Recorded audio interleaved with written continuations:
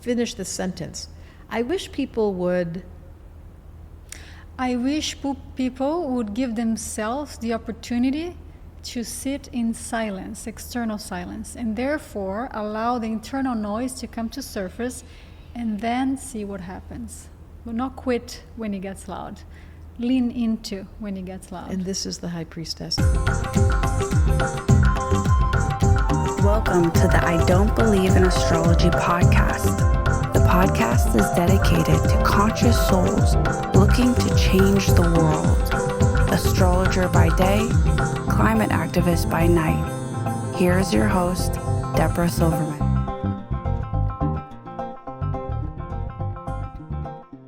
Welcome back to another episode of I Don't Believe in Astrology with Debra Silverman and my dear friend Tatiana. We're in a very unusual setting. How do you like that? Looking like I dressed myself up for this occasion because we're in the midst of magic. I'm going to interview Tatiana just about this magical space we're in, a bit of her life. I'm going to tell you about her chart. She is a Leo sun, which means that she's got the radiance of life force that does not ever stop, and then double Sagittarius, moon and rising is Sag, so she's triple fire, which will be evidenced by the story. But the thing that stands out most in your chart is there's a planet that rules intuition. It's Neptune. It rules the bodies of water on this planet, and it has to do with the magical, mystical. And the moment you were born, the moon and Neptune were standing together. The moon is very quick, as we all know. It's moving around the sky in a month. It moves through the whole sky. But the day you were born, it was standing right next to Neptune, which is the mystical, magical doorway that your intuition, the moon being the dark side of ourselves, the nighttime intuitional part that comes out through our emotional body, is standing right next to a planet that talks about other worlds and transcendence and silence being a doorway for wisdom. And I've seen this before. Sting actually has the same thing. The art of hearing the celestial tunes or being able to refinedly discover where life shows up for you in your intuition. And then the gift that Tatiana has is she manifests it with 3 planets in the 10th house. You're going to see her charts.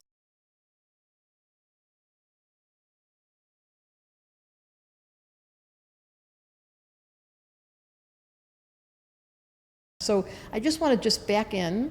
I know this is unusual for you to be doing a podcast. I'm very grateful that you've chosen ours to start with, to tell your story. Thank you. It's my honor. Yeah. And Tatiana is from Brazil. So you lived for 20 years in California, had 3 children. Is that right? Yeah. I lived in California for about 12 years. 12 years. And had 3 children there. Yeah. Okay. And then comes COVID. Then comes COVID. And it comes a realization that, we didn't have to live in California anymore, because the world was going remote and there was an opportunity to actually choose the place you're going to live based on desire more so than work. And had you been in the same place for 12 years? Had you been really settled? Yeah, not only settled, but we thought that we were going to be there forever, right? Like there's no better place than Silicon Valley. I mean, that was the belief system for the education of the children, for access to information and so on. And what was the intuition? How did the intuition arrive that considering? The way that it happened was when the realization came in, where my husband at the time said to me, hey, the world is going to go remote. There's this virus in China. We can live anywhere. I was like, the only thing that I heard was we can live anywhere. And that echoed in a way that nothing has ever echoed before. And I was like, what does that mean? But 2 days later, I was like, if we could live anywhere and think outside the box, let's see where this takes me. And I went online and I looked for a home on Zillow, right? And the choice was a home that fit in the budget, of course, but also the amount of rooms that I wanted. And I found this home in Jackson Hole. And I told my husband then, hey, I found a home for us. And he says, what home? I said, well, the house we're moving into. He says, who said we're moving? I'm like, well, you said we could live anywhere. And he goes, Tati, I was just saying, I was generalizing it. We're not moving anywhere. I'm like, okay, would you be willing to go see this place with me? He's like, okay. So we fly to Jackson Hole in Wyoming. I land there and I have a headache. And I go see the house and the headache continues. And day 2, I still have a headache. Day 3, it's the same thing. Day 4, we again saw the house again. The house that was fantastic. But we fly back to San Francisco, and my headache is gone, of course. In that moment, he looked at me and he says, darling, you have altitude sickness, so I don't think we're moving. And I was like, dang, he's right. Like, I can't live with the altitude sickness if my system is not prepared for it, at least. So 2 days later, it just hit me again. And again, I've been a planner all my life. To me, this thing of intuition was like, really? Because all the Virgo, you plan. Of course. And I have 3 children, and I planned when I was going to have them. And I'm talking naturally, not, scheduling it. But like everything in my life was so planned. But this time, again, he says, we're not going to Jackson Hole, obviously. And this thing hit me again, and I go on Zillow again, and I go, I just have to go to ocean level.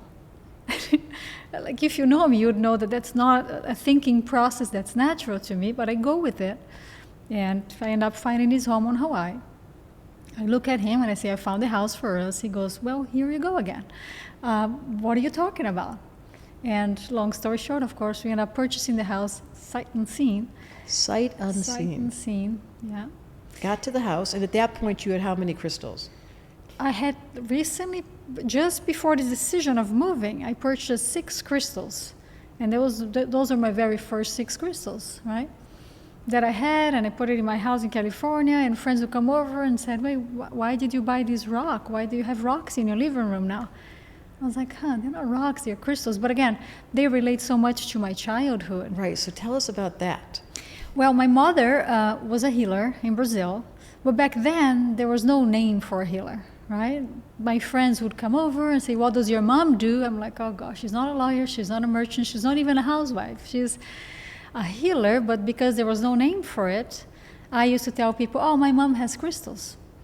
Because nobody could argue that they were cool, they were unique, and they were beautiful. And since I can recall, she used to place crystals on me and do her work, whether it was because I was sad or angry or sick, whatever there was, the answer was always crystals. So I always resonated with them or felt familiar with them and felt like they were part of this unique side of my family that only my mother had, right? So when I went to this first gem show, which is a story that happened very coincidentally and organically, it was my mother that went with me. And again, we got there, purchased the 6 crystals. 2 months later, made this random decision to move to Hawaii. We moved to Hawaii, and with only clothes and the 6 crystals, house was furnished already. And then, this thing occurred. And then what happened? How did you get, because you guys, I don't know how much you can see through this camera, but there's 1,000 crystals, would that be fair to say? Yeah. And we're in what I call the crystal temple, where the maintenance and the curating and the art, and you see she has Mars conjunct Pluto in Libra, like the refinement, and her Virgo is astounding. It's like a museum that's holding sacred energy. And the fact that it called you, it feels like it was a destiny, like you didn't really get a vote. No, not at all. So I moved here, and then people, instead of looking at my crystals and say, why do you have rocks? They're like, oh my gosh, you have crystals. The amount of people that resonate with the, again, properties on Kauai of the crystals, whether they're visitors or residents, was outstanding. And I was like, yes, I do. And more people are like, hey, do you sell them? Do you have access to more? And I was like, well, no, but I know some miners in Brazil, and I can call them. So I started calling the miners, developing a relationship with them, which is, I had an advantage, which is I speak Portuguese, which is my first language. And, there's a culture bond that happens when you speak the same language and understand everything. But I must admit, in the beginning, the miners and the dealers were like skeptical, because Brazilians don't really buy crystals. It's mostly Americans and Europeans, and even there's a big Asian market. And the amount that you were buying. Well, I started with, it wasn't even the amount, it was the size. They're like, why do you want the large ones and the highest quality ones, right? And that you didn't see them as well. Is that true?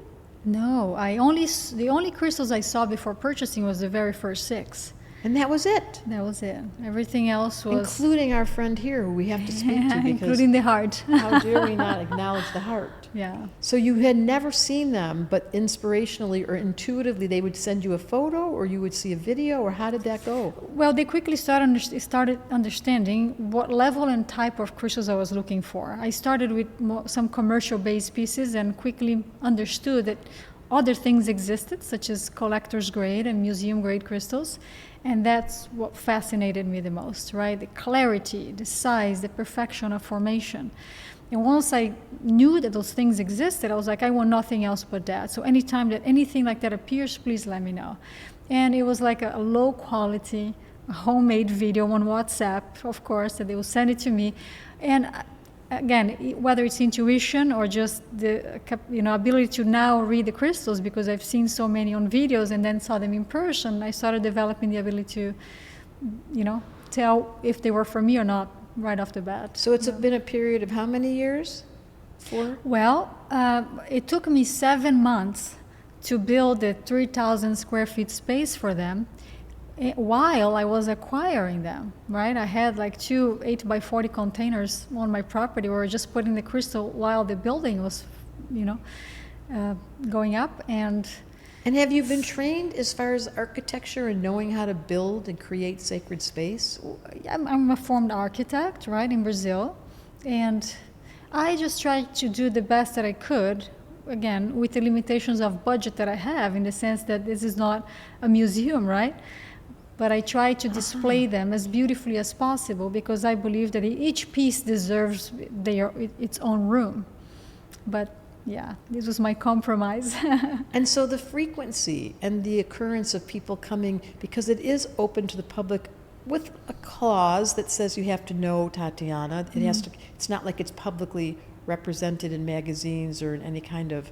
No one knows, but they do know because it's gone around the island. Mm-hmm. And your discernment of what feels right and how people show up is a very important factor of maintaining that Neptunian. You have a hypersensitivity to vibration. I don't know if you're aware of that. Yeah. But I understand you've spent hours in a sensory deprivation tank. Can you talk about that? Well, yes, I can. There was a time in my life that I felt that the more in silent I would be, the more aware of things around me, So I started I bought like a home grade flow tank and started doing like 2 hours every 3 days, and quickly realized that was something I really liked to do. And I got a commercial grade version of a tank, put in my garage, and I would float between 4 and 40 hours a week. So I would do a lot of overnights in the tank. Now, the tank would remove, of course, gravity, right? Noise, light, and the absence of all the senses would take my brain and my entire system to a place that I don't think is very common for people to achieve on a sober state. Yeah. That's well said. Yeah. Uncommon in a sober state after 4 to 40 hours a week in a deprivation tank. But this is also very Neptune.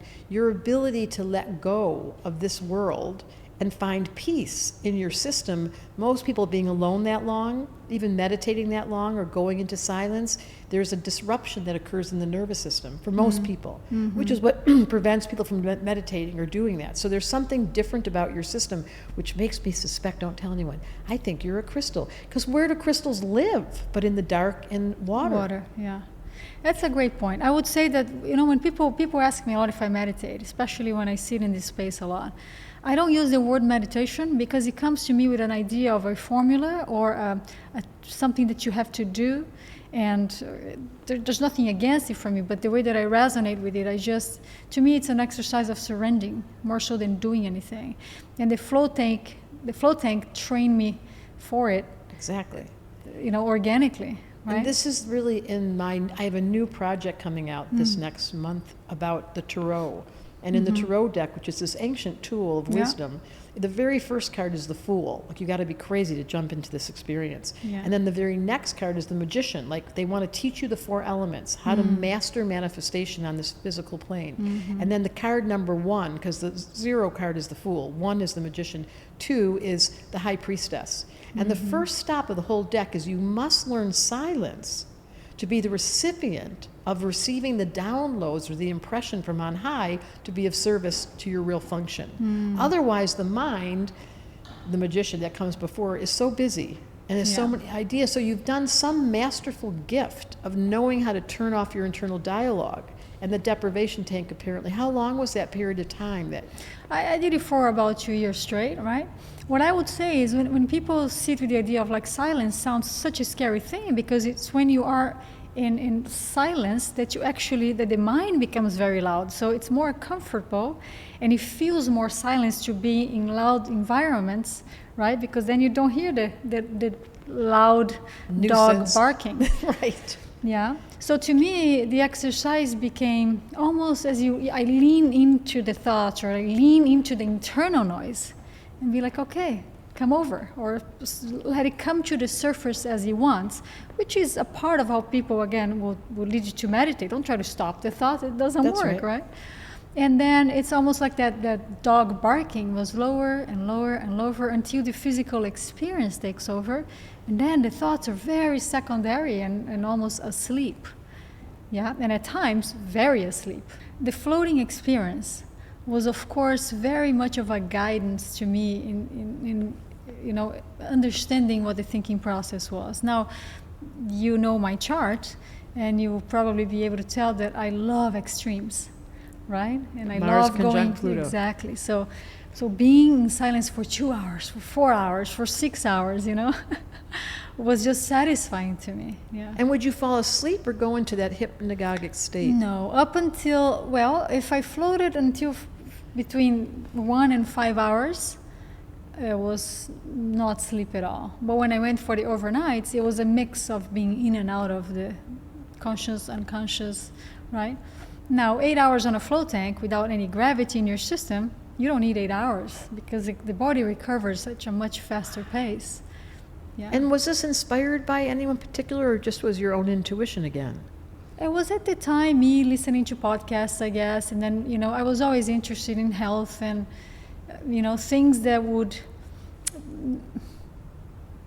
maximize a healthy or triple clean fire. or clear Let's turn up the experience. volume. How Yeah. good can it get? Yeah, So let's right. talk about that. I can imagine one of the hard parts about being you is the extreme nature of your character. Like, you can't really do this is triple fire. You can't do mediocrity. Like, you can't do beige. Fire only burns hot. There's no medium hot. So you're either all on. And I can imagine throughout this lifetime there's been side effects about that, like Of course. being blunt and people not understanding your intensity. And how is that for you now? Where does that live in you, that personality? I'm very careful with other people. In fact, my bluntness doesn't, I haven't experienced it hurting other people. It's like, well, she's very clear. I speak with minimal filters, but not in a sense of hurting or attacking. Right. I do that more towards myself, right? The self-critic, it has a much louder voice than the critic to others. That's so interesting.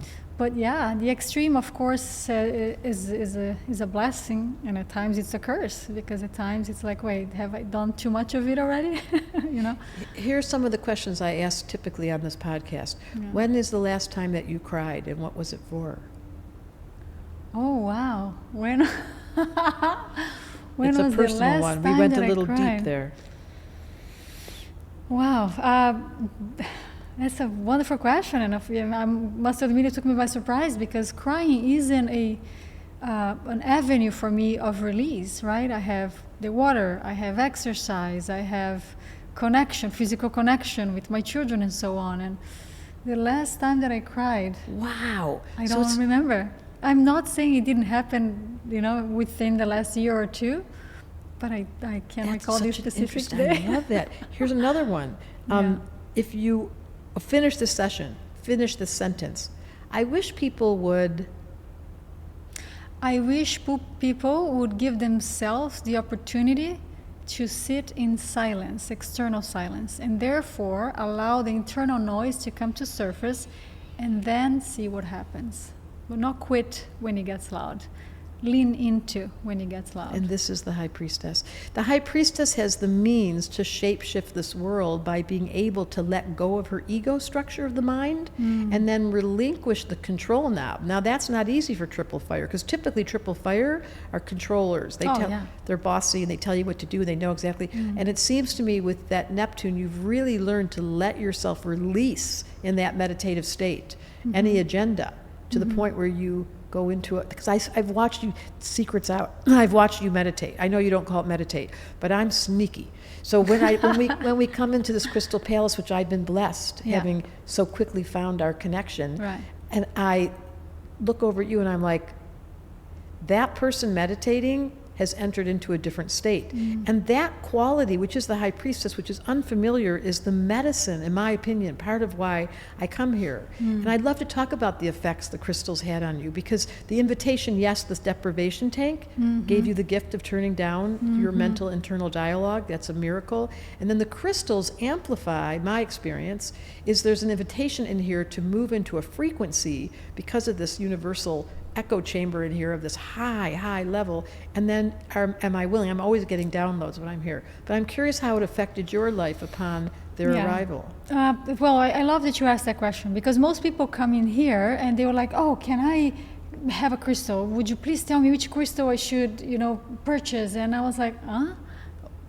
no, you shouldn't anything. First of all, I do not like when people have a transactional relationship with the crystals, right? Nobody says, oh, look at the moon, it's so beautiful. If I buy a piece of it, would you actually shine brighter to me?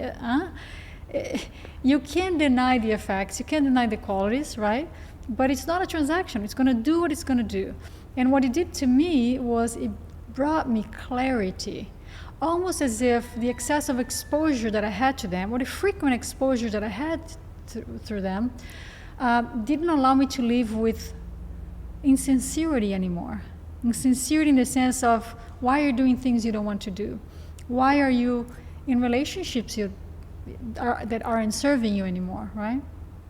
And at times, I would say the majority of the bad decisions we make are based on fear of losing something, or fear of triggering something. And I would say that the exposure to the crystals did two things to me. They caused me to move, which I never thought that I would, which is a huge shift, right? To a complete different, isolated / immersive place. And then two, to completely change my relationship, my romantic relationship, and then shift to a complete new life. And and how clear I can't go back. And how clear you were the day you told him. Yeah. And also, I can't unsee the things that I then see, right? It's almost as if being exposed to them allows me to clear all the static. The shells or the veil, right? One by one, and I'm not the same person. And I feel, one, I can see it in you, and two, I can feel the effect being here, that I did find this place on an eclipse in April, which was so auspicious, because I was not presented any information the way you are. I had no idea what I was getting into. I thought it was a lady on Kauai who had crystals. No. And when the door opened and the energetics arrived, I knew, I didn't realize till after it was the eclipse, but I knew I would never be the same. And I think just watching this, there's a frequency that exists on this planet. These are billions of years old, and they've held their integrity, the clarity, the non-thinking. As soon as I walk in here, I feel like there's an off button. My mind goes, and you're off. Like there's nowhere to think. The only real value I can give to them, because I'm always thinking in my life, who can I be of service to? My service is to be completely receptive and have it be a dance. So when I first got here, it was so funny. I felt like I should introduce myself. I was like standing in front of the crystals going, this is awkward. I didn't know what, I just wanted to say, and I couldn't stop crying. And that is the invitation for all of you to consider. We think of crystals and they are so different in proportion than this is called the heart. It's such a radically different. I think it's the biggest crystal. Is that true? I can't say the biggest crystal ever harvested. I mean, Namibia has a massive crystal in their museum too, but the highest quality, with the most clarity and variation of minerals in size that I've ever seen. This species weighs 5,170 pounds. It's not a little crystal, right? Right. So the quality of frequency that occurred over hundreds of thousands of years to be in the presence of is an invitation. If the mind can get out of the way, which is what that floating tank, this is the right use of the moon and Neptune, is where does the mind find its right relationship? By stepping off sometimes. Sometimes you want to say, could you be quiet? And there's very few people, in my experience, this is one of my challenges in this lifetime, is once you understand the value of silence. Yeah. You know, It's you speak a lot addicting. about your first experience here. When you first arrived here, like, I don't even know how to react to these things. I do tours of this space basically on a daily basis, right? And it's a massive gift to be able to witness the experience that people have when they enter this space, right? And there are two elements to it. One is they enter a space and they see things that their eyes have never seen before. And I'm not talking about they've never seen crystals, but nobody has ever seen this variation of crystals in one space that is not open to the public. Huh? So they come in here, and their realization alone will hit you, right? We, as adults, we think we've seen everything, right? Whether in a magazine or in a movie or in real life. And then there is the second level of it, which is, wait, I've never seen this, but I've also never felt this, right? Which is the removal of interference of other people, interference of noise, interference of frequency, yeah?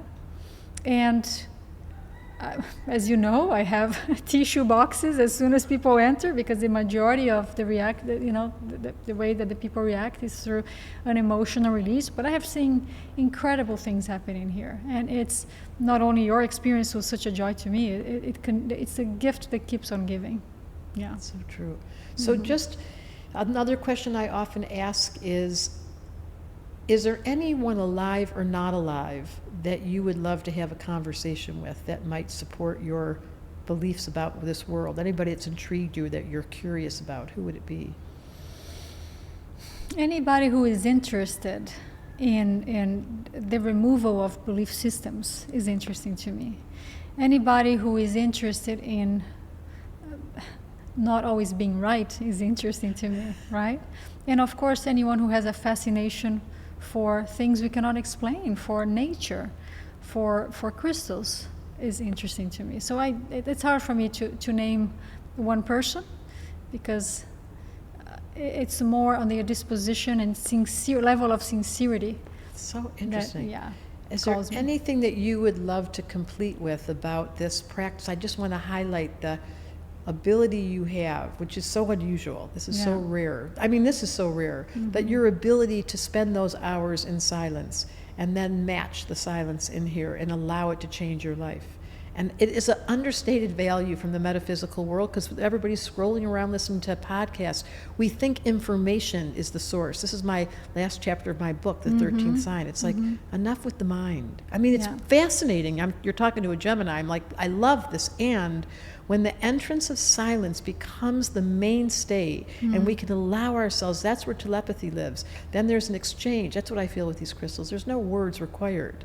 There's a complete union that occurs. And that's what we're inviting you in this podcast. Let yourself consider that there's an evolutionary track that everyone moves to. And clearly, Tatiana, you're at a very high level of commitment. But for all of us, there's an introduction or an invitation to say, what would my life be like if my mind were actually in service to my soul and it knew how to step off when asked? And that's what you see when I come here. As soon as I got here, I was like, can I sleep in there? Because I feel the holiness and the sacred energetics that this planet's yearning for, that we could finally find peace. But you know, it comes with a choice. You're willing to come in here and experience this space for what it is, and to leave outside the door your judgment, right? Like when I invite people to enter the space, I always say, no expectations, please. There's nothing for you here except this very moment of this very experience. And whatever arises, whatever comes to surface, whether it's now or it's a realization later, it does not matter. So when we talk about exposure to silence, is exposure to, again, ambient silence, but then surrendering to the very loud noise that comes after that, yeah? And you won't achieve, or you won't arrive at a place of comfort until you really, really, really let it get very, very loud, yeah. It's contrary. And I know it's this is abstract. This is very this is profound. the beginning of a this conversation. This is counterintuitive. People think that the noise, that's why they stop meditating. There's no result and it's getting too loud. But it's quite the opposite, staying with that all the way through. It took me years to get to the point where I can let there be a day or two of silence and be in my presence without feeling anxious or needing to fix something, or it's not natural. So welcome to Debra Silverman's one more podcast episode, talking about something very unusual. I would describe the essence of your Saturn in Virgo and Jupiter in Virgo and those 3 planets in the 10th house, the purity of Earth. I know you're going to take the class coming soon, but you'll see your chart screams, as a Leo in the 10th house and with Jupiter in the 10th house, I want purity and I will not compromise. And that is so a triple fire. And that can lend itself to feeling separate or feeling like you're extremely different and it leaves you alone, or it can create quite the opposite. I'm the a delight. weirdo. There's no question about it. Who creates a cave of crystals out of nowhere, right? Now, the word clarity hits me so deep when you talk about it, right? It is, people say, why do you collect so many crystals and why quartz? Why not, like this is the majority of what I have. And it's just the clarity, right? The sacred geometry and the formation. Look at the clarity. It clarity. is astounding. Blessings to everyone listening. Thank you for being here. Consider the possibility. It is open. There's a book, like we talk about this book, because there is a way to get the material, the vibration, the visuals. How would they get the book? Well, the book is a very high-end format table book that we created, that with the intention of allowing people to experience this space, at least in a visual manner, right, without being here. And I mean, you can go to Dorow Collection. Dorrow, but you'll see one R, D-O-R-O. Dorrow. Yes, Dorow Collection. Details at Saturn and Virgo. DorrowCollection.com. And you'll be able to access it. And we'll have those links. And it's worthy to put the book in your home because the vibration deliberately was planted through magical Tatiana. So thank you. I'm so honored. And I don't think it's a coincidence, the presence of our agreement in this lifetime, that we're both on this island. We're both in love with crystals and we're opening the door. Well, like you say, it's all designed, right? It is. I'm very honored to be here with you. And you know that I hold you in my heart dearly, I've also learned so much from you and so much about astrology. That's something that I was never exposed to, or I was even open to. But the way that you speak about astrology is a way that I think very few people cannot, again, at least open their minds to. Because I have Jupiter in Virgo too. That's the practicality, the details. The practicality, speaking in human nature. So and the clarity. And the clarity. So thank you all for being here, and thank you, Tatiana. Thank you. Tune in. We'll have another episode coming soon. Thank Aloha. Thank you so much for listening.